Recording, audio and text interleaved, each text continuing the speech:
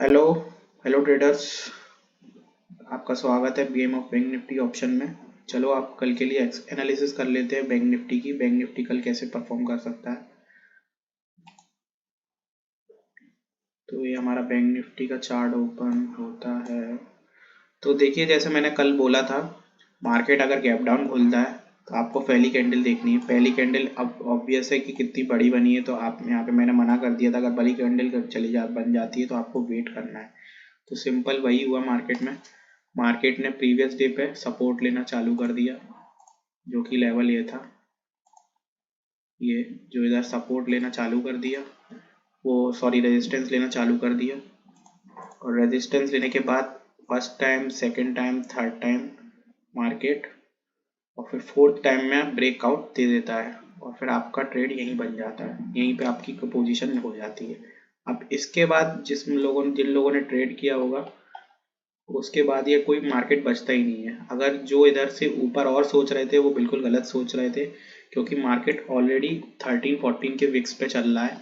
अब देखो आप मार्केट को, कि मार्केट अगर इतना ट्रेवल करके जा रहा है, जो कि ऑलरेडी 13 कितना पॉइंट है, ऑलमोस्ट 300 350 पॉइंट की रैली मार दी उसने। और फिर उसके बाद आप सोच रहे हो कि मार्केट ऊपर जाए या ऊपर जाएगा या तो नीचे गिरेगा। तो आप देखिए, ऊपर की अगर सोचते हो तो बिल्कुल गलत है, क्योंकि 13-14 विक्स पे ऊपर तो जाएगा नहीं, इतना ही रेंज बनेगा। और जो सोच रहे थे नीचे जाएगा, वो नीचे कैसे जाएगा। अगर बहुत से लोगों से ये रैली मिस हो गई होगी तो वो यहाँ पे कहीं ना कहीं बाय कर रहे होंगे। देखो बाय आ रहा, ये बाय आ रहा, ये भी बाय आ रहा। अब यहाँ पे कहीं सेलिंग आ गई एंड में, कि जो प्रॉफिट बुकिंग आ गई।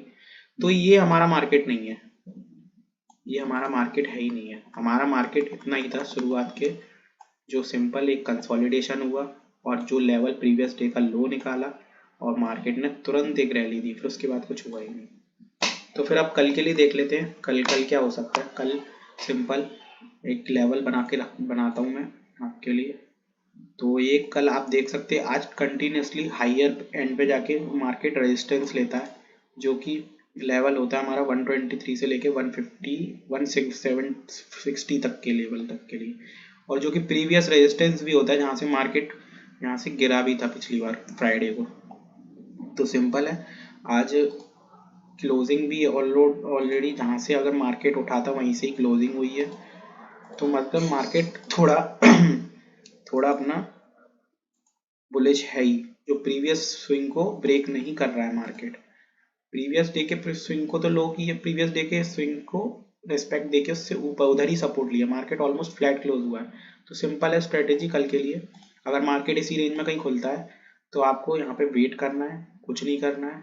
ये रेंज को जहाँ तोड़ता है, अगर 43,170 निकालता है, ये लेवल निकालता है, तो आपको यहाँ से बाय कर लेने का है। सिंपल है, बाय करना है, और टारगेट अपना रखना है 100 पॉइंट्स का। 100 to 70 पॉइंट्स का टारगेट रखना है। और मैं 100 और 70 पॉइंट्स का टारगेट इसलिए बोल रहा हूँ, क्योंकि मार्केट की विक्स जो है, वॉलेटिलिटी है, वो 13-14 के बीच में ही है। तो ज़्यादा मूव आप ज़्यादा सोचो मत ही, ज़्यादा बड़ा मूव है। ऑलरेडी मार्केट काफ़ी स्ट्रेच हो चुका है, 43,000 के ऊपर चल रहा है। 43,000 आज थोड़ा क्लोजिंग नीचे, क्लोजिंग तो ऊपर हुई है पर मार्केट नीचे ही बंद हुआ है, 983 पे बंद हुआ है। तो आपको यहाँ पे वेट करना है, मार्केट किस साइड ब्रेकआउट करेगा। आपको ज़्यादा बड़ा टारगेट नहीं रखना है, 100 to 70 पॉइंट्स का टारगेट रखना है, और बस इससे ज़्यादा नहीं रखना है। आपका ट्रेड बनता है तो आप करिए, यहाँ पे अगर इस कंडीशन में बनता है तो करिए, नहीं तो बिल्कुल मत करिए।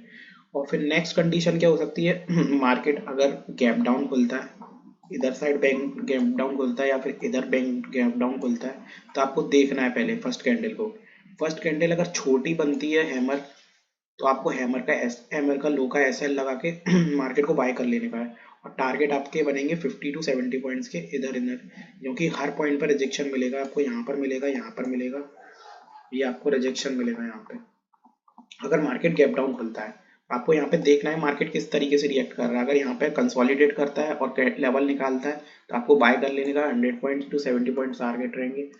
अगर मार्केट गैप अप खुलता है, इस लेवल पे कहीं खुलता है या फिर इस लेवल पे कहीं खुलता है, तो आपको वेट करना है, मार्केट को देखना है कि अगर शूटिंग स्टार यहाँ पर कहीं छोटी सी बनती है, मतलब 50 to 70 पॉइंट्स की शूटिंग स्टार बनती है, तो आपको यहीं पर ही उसका शूटिंग स्टार का हाई का आपको एसएल रख के मार्केट को ट्रेड कर लेने का और अपना नेक्स्ट टारगेट यहाँ तक होगा ऑलमोस्ट 43,170 या वो 200 तक का टारगेट रख सकते हो। 170 टू 100 टू 120 पॉइंट्स का टारगेट ओनली।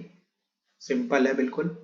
तो मैंने क्या बोला आपसे, मैंने बोला कि आप यहाँ पर हैमर देके, यहाँ पर शूटिंग स्टार देके, और सिंपल अगर ये वाली स्ट्रेटजी, ये वाला रेंज ब्रेक करता है तो आप यहाँ पर बाय या सेल कर सकते हैं। बिल्कुल सिंपल है, बहुत इजी है आप और आज के मार्केट में क्या था, किसी ने ये किया होगा, अगर इधर के बाद बाय या सेल किया होगा तो आप थोड़ा कुछ मुश्किल में पड़ गए होंगे, क्योंकि वॉलेटिलिटी काफ़ी हो गई थी यहाँ पे।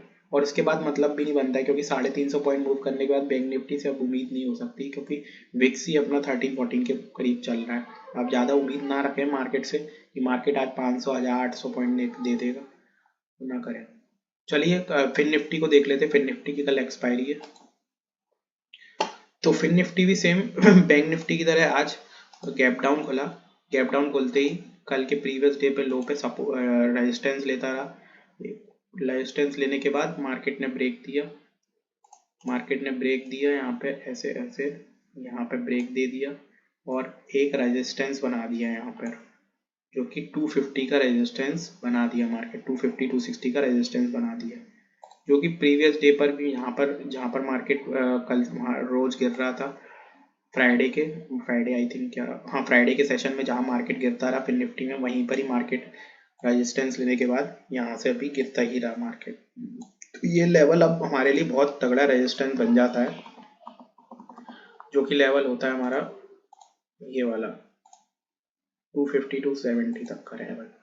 अब ये 270, अगर ये मार्केट ये वाली रेंज को, ये वाली आज की क्लोजिंग और कल के हाई के बीच में अगर मार्केट खुलता है, सिंपल है, आपको यहाँ पर कुछ नहीं करना है, बस यहाँ पे वेट करना है।